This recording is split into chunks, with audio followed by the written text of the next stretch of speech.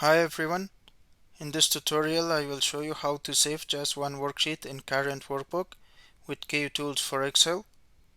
The delete all inactive sheets utility of Kutools for Excel helps you to quickly delete all worksheets except the current one with just one click.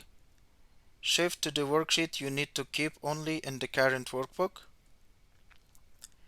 Click on the Kutools Plus tab.